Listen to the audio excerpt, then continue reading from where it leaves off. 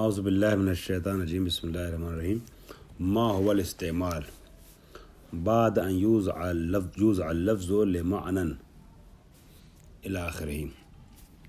صفحہ نمبر 187، البتہ جو کتاب میرے پاس اس کا 187، آپ کے پاس جو کتاب اس ٹائم ہے وہ ذرا مجھ سے مختلف ہے۔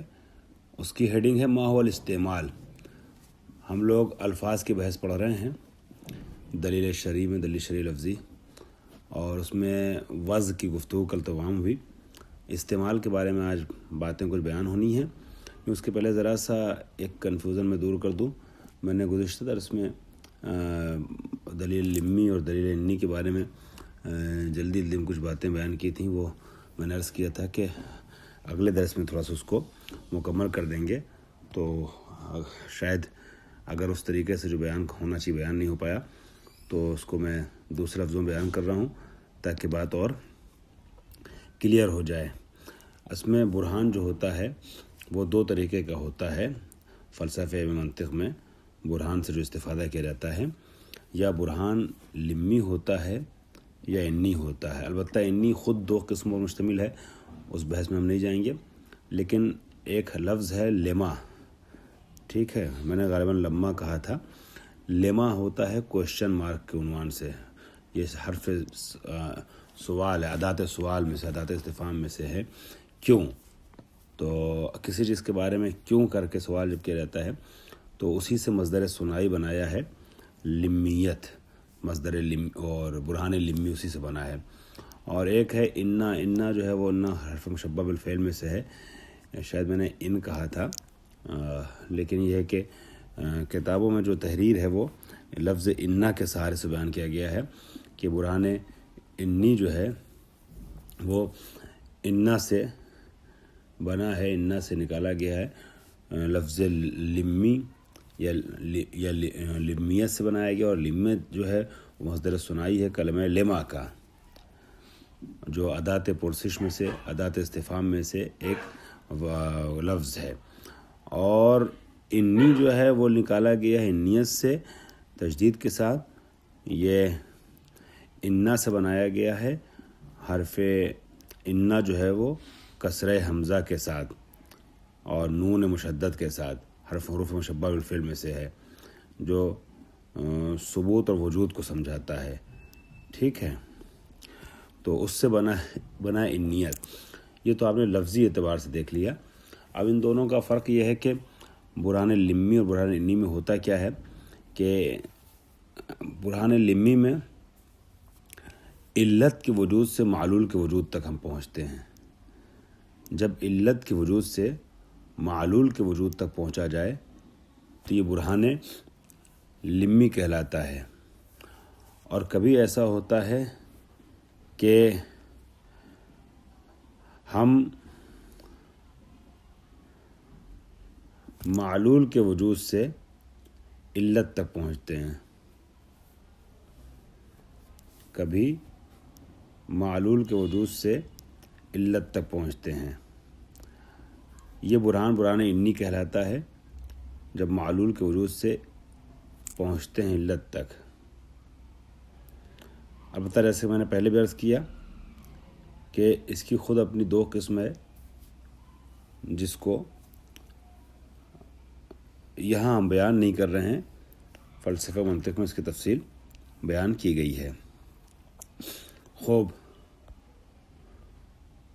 تو مثال کے طور پہ جیسے آپ خدمت میں عرض کروں کہ ہوتا کیا ہے، علت سے معلول تک پہنچنا۔ ہم نے عرض کیا آپ کی خدمت میں، برہان کی ایک قسم کیا ہے، قضائے انی ہے، اور ایک لمی ہے۔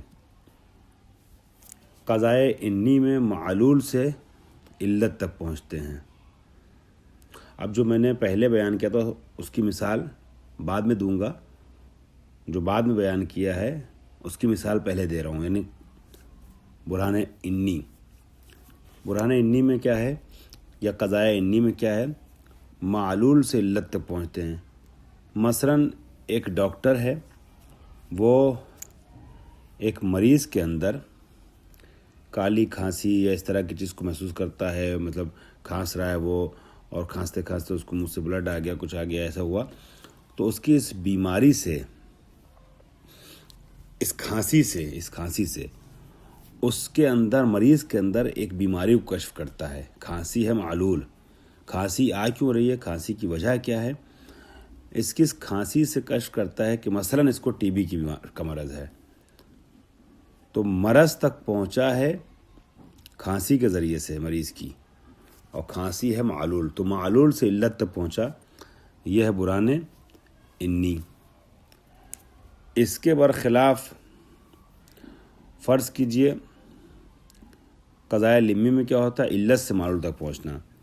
مثلاً کسی گاؤں میں، کسی شہر میں، کسی علاقے میں ڈاکٹر نے ملیریا کے مچھر کو یا ڈینگو کے مچھر کو دیکھا، تو اب وہاں جو بیماری پھیلی ہوئی، جو بخار پھیلا ہوا ہے، تو اس ڈینگو کے مچھر کو جو ڈاکٹر لوگ دیکھ کے پہچان جاتے ہیں کہ ڈینگو والا مچھر ہے، ٹھیک ہے، مثلا موٹا موٹا ہوتا ہے، کالا کالا ہوتا ہے، بڑا بڑا ہوتا ہے مچھر، زیادہ تر جو ہے یہ مچھر دن میں نظر آتا ہے، رات میں نہیں نظر آتا ہے، اس طرح کی علامتیں ہیں۔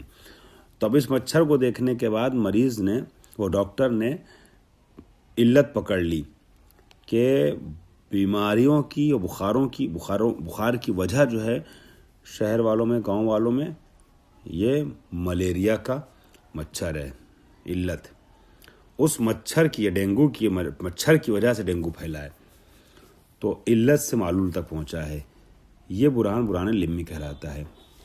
خوب، اب اس کو دیکھتے ہوئے ہم ترجمہ جلدی سے کر لیتے ہیں۔ فرما رہے ہیں کہ وَعَلَى هَذَا الْأَسَاسِ، یہ پچھلا پیراگراف، یعنی پچھلے 10 کا آخری پیراگراف، وَعَلَى هَذَا الْأَسَاس، وہ جو ہم نے اوپر تفصیل بیان کی ہے لفظ و معنی کے سلسلے سے، اس تفصیل کی بنیاد پر ہم یہ بات سمجھ سکتے ہیں کہ ان من نتائج الوضع، وضع کے نتائج میں سے کیا ہے، انسباق المعنى الموضوع له، انسباق المعنى الموضوع له، معنی موضوع اللہ کا انسباق کرنا، ذہن میں آنا، وتبادرہ، اس کا تبادر کرنا کہاں، الی الذہن، بمجرد سماع لفظ، فقط اور فقط لفظ کے سنتے ہی، بے سبب تلک العلاقت، اس علاقے اور رابطے کی وجہ سے کہ جو التی یحققها الوضع، جس علاقے کو لفظ و معنی کے درمیان وضع نے وجود بخشا ہے۔ ومن ہنا یمکن الاستدلال، یہیں سے استدلال کیا جا سکتا ہے اس طریقے سے، علی الوضع بالتبادر، ومن ہنا یمکن الاستدلال علی الوضع بالتبادر، یہیں سے ہم استدلال کر سکتے ہیں وضع کے اوپر تبادر کے ذریعے سے، وجملۃ بالتبادر وجعلہ، ومن ہنا یمکن الاستدلال علی الوضع بالتبادر وجعلہ علامۃ علی ان المعنى المتبادر هو المعنى الموضوع له، اور اسی بنیاد پر جو اوپر بیان کیا گیا ہے ہم یہ کہہ سکتے ہیں کہ معنی متبادر یہ علامت، وجعلہ علامتاً، یہ جو لفظ کو سنتے ہی معنی کی طرف ذہن منتقل ہو رہا ہے، جو ہم نے اوپر بات بیان کی، اس کو ہم علامت قرار دے سکتے ہیں۔ کس بات کے اوپر علامت قرار دے سکتے ہیں، علامت ان المعنی المتبادر، کہ بے شک جو معنی متبادر ہے وہی معنی موضوع لا ہے۔ کیوں؟ یعنی ہم نے لفظ کو سنا، معنی ذہن میں آیا، وہ معنی جو ذہن میں آ رہا ہے، متبادر کر رہا ہے، متبادر ہو رہا ہے، یا تبادر کر رہا ہے ذہن کے اندر لفظ کو سنتے ہی، وہی معنی موضوع لا ہے۔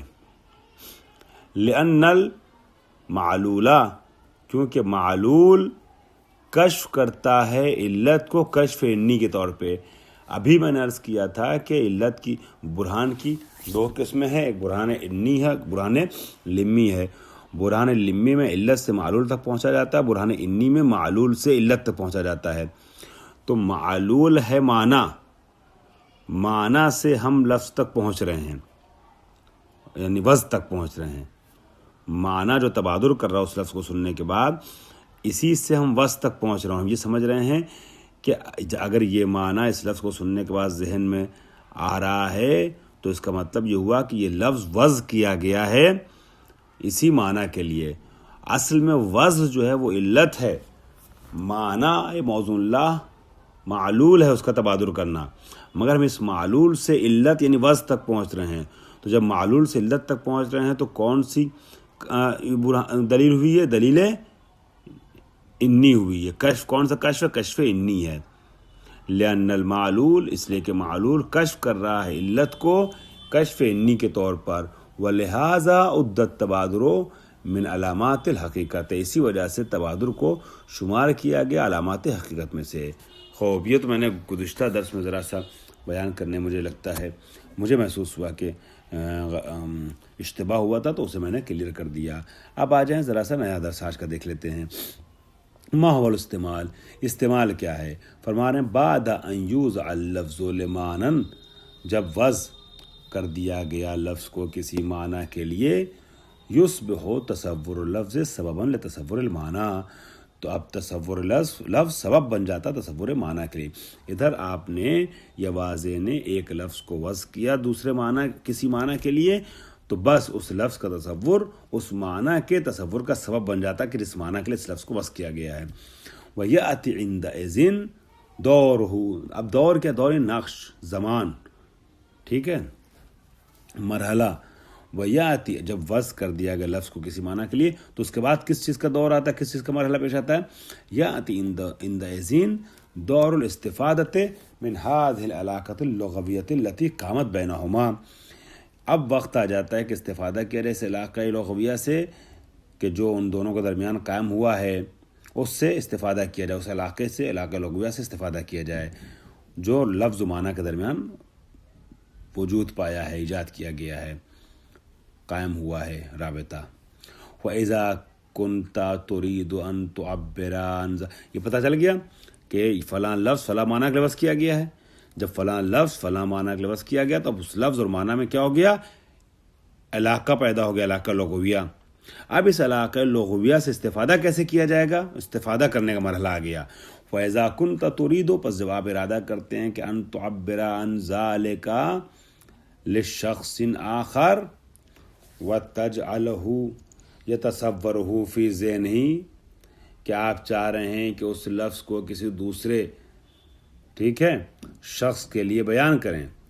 فَإِذَا كُنْتَ تُرِيد، بس اب جب ارادہ کرتے ہیں آپ کہ أن تُعَبِّرَ عَنْ ذَلِكَ، ذَلِكَ یعنی معنی، کہ اس معنی کی تعبیر کریں، یعنی اس معنی کو بیان کریں کسی دوسرے شخص کے لیے، اپنے نہیں. آپ کو تو پتہ ہے کہ فلاں لفظ استعمال کریں فلاں معنی مراد ہوگا، مگر آپ چاہتے ہیں کہ وہی معنی جو آپ چاہ رہے ہو اور جو اس لفظ کا معنی ہے وہ سامنے والا سمجھے. لشخص آخر وَتَجْعَلُهُ، اور آپ قرار دیتے ہیں اس شخص کو، یعنی شخص، اس شخص کو آپ قرار دیتے ہیں ایسے کہ یتصورہ، کہ وہ اس ماہو یعنی معنی، کہ وہ اس معنی کو تصور کرے اپنے ذہن میں جس معنی کو آپ پہنچانا چاہ رہے ہیں. فَبِإِمْكَانِكَ، کا تو آپ کے لیے ممکن ہے کہ أَن تَنْطِقَ یا أَن تُنْطِقَ بِذَلِكَ اللفظ، کہ آپ اس لفظ سے نطق کیجئے، اس لفظ کو بولیے. الذي أصبح سببا لتصور المعنى، وہ لفظ کہ جو اس معنی کو سمجھنے کا سبب بنا ہے. وحین یسمعہ صاحبک، جب آپ کا ساتھی مخاطب اس لفظ کو سنے گا تو ینتقل ذہنہ الی معناہ، تو اس کا ذہن منتقل ہوگا اسی معنی کی طرف جہاں آپ لے جانا چاہ رہے ہیں، جو معنی لغوی ہے. کیوں؟ بحکم علاقۃ السببیت بینہما، اس علاقہ سببی اور علاقہ لغویت کی وجہ سے کہ جو ان دونوں کے درمیان قائم کیا جا چکا ہے. وَيُسَمَّى اسْتِخْدَامُكَ اللَّفْظَ بِقَصْدِ اخْتِيَارِ مَعْنَاهُ فِي الذِّهْنِ السَّامِعِ، اب سوال یہ ہے کہ جو آپ نے اس لفظ کو استعمال کیا ہے اس ارادے سے کہ فلاں معنی مخاطب کے ذہن میں آ جائے، اختیار نہیں ڈالنا، ایجاد کرنا، کہ فاستعمال اللفظ، پر استعمال کرنا. اچھا بھی لفظ اختیار انہوں نے استعمال، ہاں تو گیا. فَيُسَمَّى اسْتِخْدَامُكَ اللَّفْظَ، آپ کا اس لفظ کو استخدام کرنا، کام میں لانا، یوز کرنا، بقصد، اس ارادے سے کہ اختیار معنی ہو، کہ آپ خطور دیجئے، یعنی ایجاد کیجئے، اس معنی کو ڈالیے کس کے ذہن میں؟ سامع کے ذہن میں. تو آپ کا لفظ کو استعمال کرنا اس ارادے سے کہ اس کا معنی مخاطب کے ذہن میں آ جائے، یہ آپ کا استخدام کیا کہلاتا ہے؟ یہ خدمت کرنا، کام میں لانا، اس لفظ کو استعمال کہلاتا ہے. یہ اردو میں آپ جانتے ہیں اس کو تھوڑا سا اصطلاحی طور پہ اور فنی طور پہ بتا دیا شہید صدر نے، ورنہ پتہ ہے کہ آپ جس لفظ کو یوز کرتے ہیں کسی معنی کو سمجھانے کے لیے، تو یہ لفظ جو ہے وہ آپ کا یہ عمل، لفظ کو فلاں معنی کو سمجھانے کے لیے یوز کرنا، آپ کا یہ عمل استعمال کہلاتا ہے۔ فاستعمال اللفظ فی معنیہ، پس لفظ کا استعمال کرنا اس کے معنی میں، یعنی ایجاد الشخص لفظاً، یعنی شخص کا کسی لفظ کو بولنا، ایجاد کرنا، لکہ یعدا، تاکہ ذہن کو آمادہ کرے اپنے غیر کے، یعنی اپنے مخاطب کے ذہن کو آمادہ کرے للانتقال الی معنی ہو، اس لفظ کے معنی تک منتقل کرنے کے لیے، ٹھیک ہے۔ تو استعمال کیا ہوا؟ استعمال کا مطلب کیا ہوا؟ یعنی کسی لفظ کو یوز کرنا تاکہ مخاطب کے ذہن کو آمادہ کرے کسی خاص معنی کو سمجھانے کے لیے، یہی ہے استعمال۔ ویسمى اللفظ، اب وہ لفظ جو یوز کیا گیا ہے کسی معنی کو سمجھانے کے لیے، وہ لفظ کیا کہلاتا ہے؟ مستعمل کہلاتا ہے۔ اور معنی کیا کہلاتا ہے جس معنی میں اس لفظ کو استعمال کیا گیا؟ مستعمل فی کہلاتا ہے۔ وإرادة المستعمل، اور مستعمل کا یعنی استعمال کرنے والے کا ارادہ، یعنی آپ ہوئے مستعمل جس نے لفظ کو استعمال کیا، اس کا ارادہ اختار المعنی فی الذہن السامع عن طریق اللفظ، اور مستعمل کا مخاطب کے ذہن میں کسی معنی کو سمجھانے کا ارادہ کرنا، اور ارادے کرنا یہ کیا کہلاتا ہے؟ ارادتن استعمالیتن کہلاتا ہے۔ یعنی یہ ارادتن استعمالیہ کو کیوں سمجھا رہے ہیں آپ کو؟ اس لیے کہ ہو سکتا ہے کبھی بیٹھے بیٹھے ایسے ہی کوئی لفظ بول دے انسان، سوئے سوئے بول دے، تو وہاں استعمال تو ہے مگر ارادہ استعمالیہ نہیں ہے۔ استعمال اس وقت اپنا اثر رکھتا ہے کہ جب ارادہ استعمالیہ کے ساتھ ہو، یعنی مخاطب کسی اس ارادے کے ساتھ لفظ کو استعمال کرے کہ فلاں معنی کو سمجھانا چاہ رہا ہے، ٹھیک ہے۔ تو یہ یوز جو ہے یہ استخدام استعمال کہلاتا ہے، اور اس استخدام کے لیے جو انسان ارادہ کر رہا ہے وہ ارادہ استعمالیہ کہلاتا ہے۔ اب یہ ارادہ استعمالیہ کے بعد انہوں نے کیوں کہی ہے، اسے اگلی کلپ میں انشاءاللہ آپ کی خدمت بیان کرتے ہیں۔ وخداوند اللہ رب العالمین۔ بسم اللہ الرحمن الرحیم۔ وَيَحْتَاجُ كُلُّ اسْتِعْمَالٍ إِلَى تَصَوُّرِ الْمُسْتَعْمِلِ لِللَّفْظِ وَالْمَعْنَى إِلَى آخِرِهِ۔ تو میں نے بھی عرض کیا گزشتہ کلپ میں درس کے کہ استعمال کیا ہے۔ فرمایا انہوں نے کہ کسی بھی لفظ کو کسی خاص معنی میں استخدام کرنا یہ استعمال کہلاتا ہے۔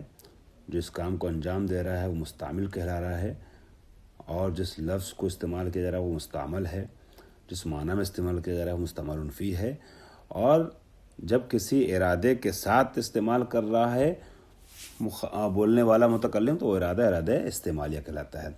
پھر فرماتے ہیں وَيَحْتَاجُ كُلُّ اسْتِعْمَالٍ إِلَى تَصَوُّرِ الْمُسْتَعْمِلِ لِللَّفْظِ وَالْمَعْنَى، اور ہر استعمال محتاج ہے، ہر استعمال کو ضرورت ہے، احتیاج ہے کس چیز کی؟ مستعمل کے تصور کی، کہ مستعمل تصور کرے لفظ کو معنی کے لیے۔ تصور المستعمل لللفظ والمعنی، لفظ و معنی کو تصور کرے استعمال کرنے والا۔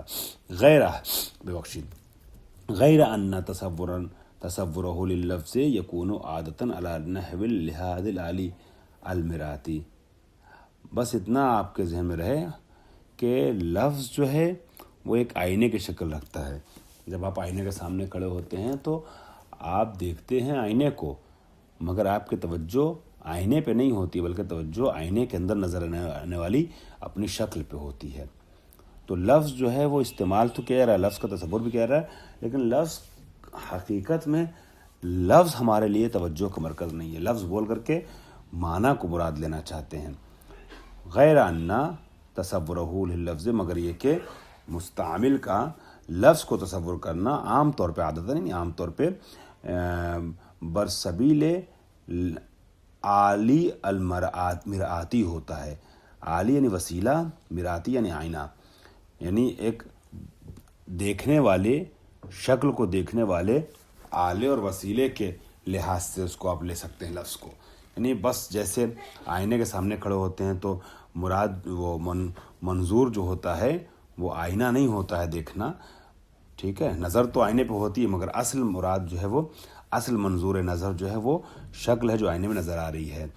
تو لفظ کا بھی یہی معاملہ ہے. تصور یعنی اس مستعمل کا تصور کرنا معنی کو علی نحو لحاظ الاستقلالی، برسبیل لحاظ استقلالی ہے. لحاظ استقلالی کا مطلب کیا ہوگا؟ یعنی مستقل طور پہ اصلی منظور آپ کا جو ہے وہی ہے، معنی ہے. جیسے اصلی منظور آئینے میں دیکھتے وقت آپ کی صورت ہے، شکل ہے. فہما مرآت و صورت، مرآت و صورت، پس یہ دونوں لفظ اور معنی آئینہ اور صورت اور شکل کے طریقے سے ہیں. فکما تلحظ المرآۃ، جیسا کہ جیسے کہ آپ ملاحظہ کرتے ہیں، دیکھتے ہیں آئینے کو. وانت غافل عنہا، اور آپ آئینے سے غافل ہوتے ہیں، یعنی توجہ آپ کی آئینے کی طرف نہیں ہوتی ہے. وکل نظر کا الی صورت، اور آپ کی بلکہ پوری توجہ کیا ہوتی ہے؟ نظر کی طرف ہوتی ہے، صورت کی طرف ہوتی ہے، شکل کی طرف ہوتی ہے، آئینے میں نظر آنے والی چیز کی طرف ہوتی ہے. کذالک تلحظ اللفظ، اسی طریقے سے جب آپ لفظ کو ملاحظہ کرتے ہیں، بنفس طریقتے، اسی طریقے سے جیسے آئینے کو دیکھتے ہیں.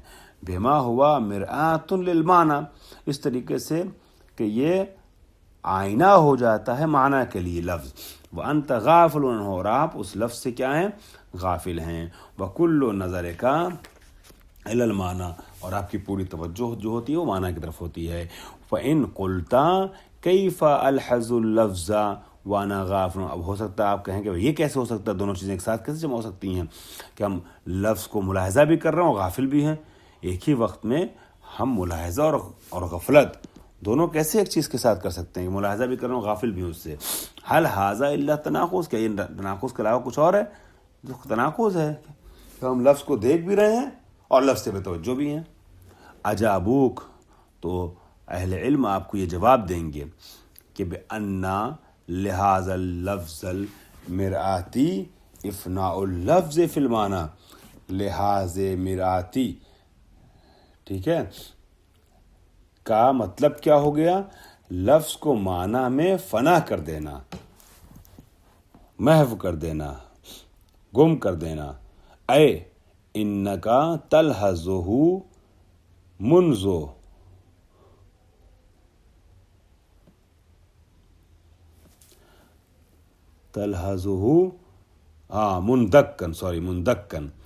مندکن یعنی اس میں غرق ہو جانا، ڈوب جانا، فرو رفتن. مندکن فی المعنی، آپ لفظ کو ملاحظہ کر رہے ہیں اس طریقے سے کہ اس کو آپ غرق کر دے رہے ہیں معنی میں، فنا کر دے رہے ہیں معنی میں. وبنفس لحاظ المعنی، ٹھیک ہے. وہذا النحو من لحاظ شیء فانیا من شیء آخر فی شیء آخر یجتمع مع الغفلۃ عنہ. دیکھیے اگر آپ دونوں کو الگ الگ دیکھنا چاہیں گے تب تو ٹھیک ہے، یہ مشکل ہے کہ آپ جو ہے وہ مثلا اس کی طرف سے غافل بھی ہیں اور اس کو دیکھ بھی رہے ہیں، توجہ بھی کر رہے ہیں اس کے اوپر، تو معاملہ گڑبڑائے گا. لیکن اگر آپ اس کو ایسے دیکھیے کہ ایک طریقے سے آپ جب لفظ کو یوز کر رہے ہیں معنی کے لیے تو لفظ کو فنا کر دے رہے ہیں معنی کے اندر.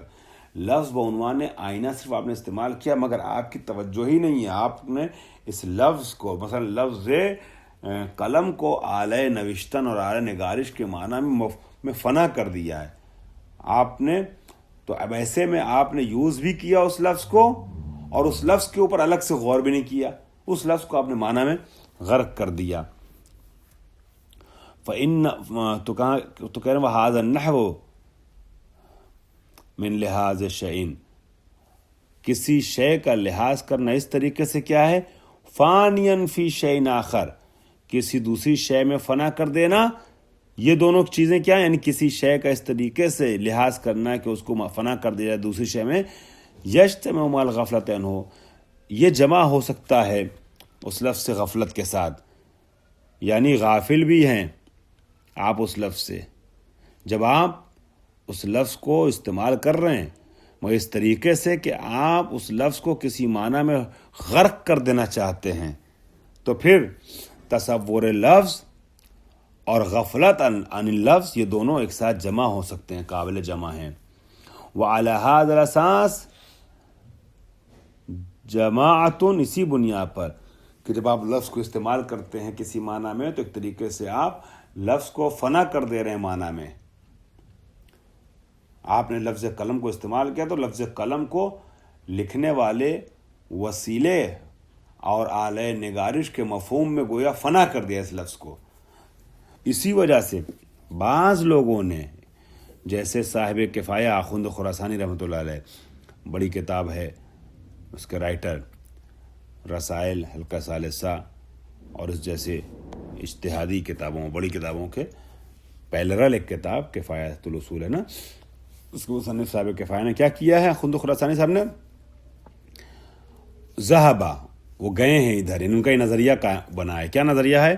الی استحالۃ اللفظ فی معنیین، کہ ایک لفظ کو دو معنی میں، الی استحالۃ استعمال لفظ، ایک لفظ کو دو معنی میں استعمال کرنا محال ہے. کان تقول، نیچے مثال دی ہوئی ہے نمبر 1 میں دیکھیے گا، جیسے کہ آپ کہیں رأیت العین، میں نے عین کو دیکھا، اور آپ اس سے ارادہ کریں عین باقیہ یعنی آنکھوں کا، رونے والی آنکھوں کا، اور عین جاریہ کا یعنی چشمے کا، وہ چشمہ جو بہتا ہے.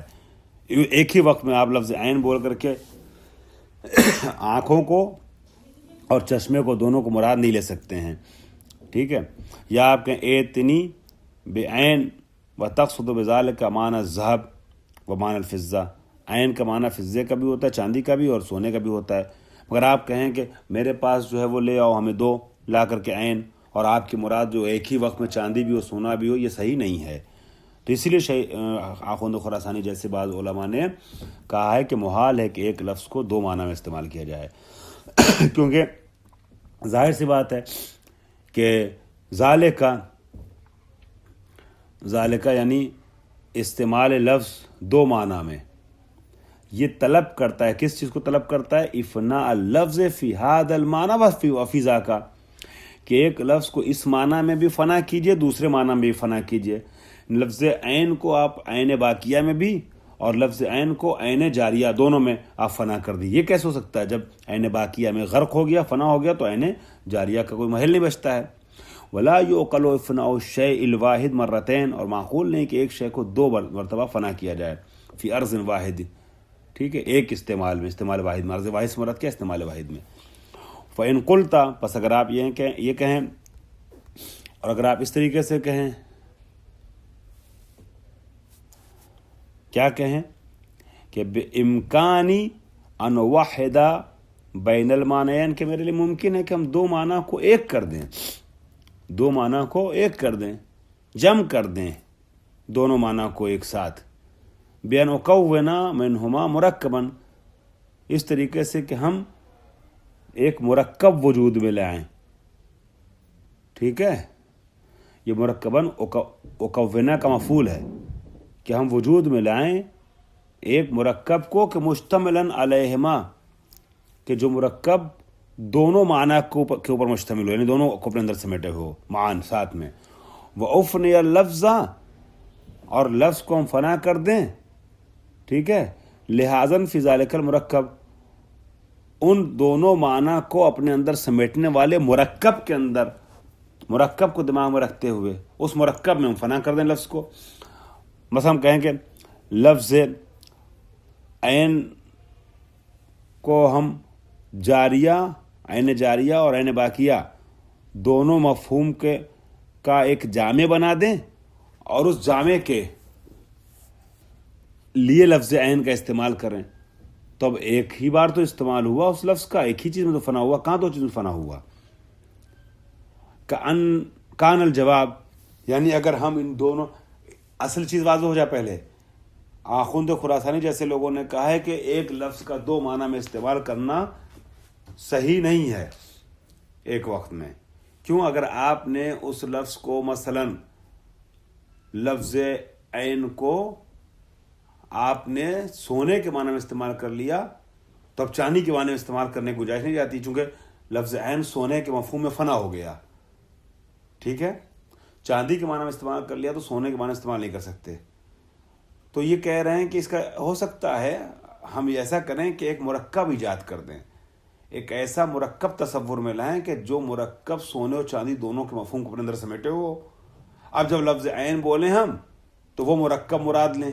جب اس مرکب کو مراد لیں گے تو سونا چاندی دونوں ہو جائے گا. تو پھر عرض واحد میں یعنی ایک ہی لمحے میں آنے واحد میں ایک لفظ کا استعمال، لفظ عین کا استعمال سونے اور چاندی دونوں میں ہو گیا. ٹھیک ہے، تو محال کہاں ہوا؟ پھر یہ استحالہ ختم ہو گیا. تو کان الجواب، آپ کے اس سوال کا جواب یہ ہوگا کہ ان ھذا ممکن، آپ کا یہ کام کیا ہے؟ ممکن ہے.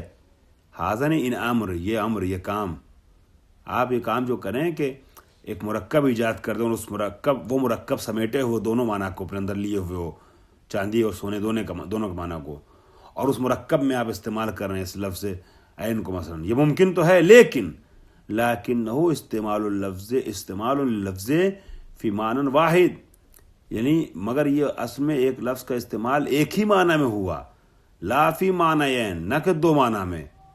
ٹھیک ہے، نہ کہ دو معنی میں. یعنی آپ نے اس مرکب کے معنی میں استعمال کیا لفظ عین کو کہ جو مرکب اپنے ضمن میں دو معنی کو لیے ہوئے ہے، مگر وہ مرکب تو ایک ہی معنی ہوا. تو لہٰذا آخوند خراسانی جیسے لوگوں کی بات اپنی جگہ باقی ہے.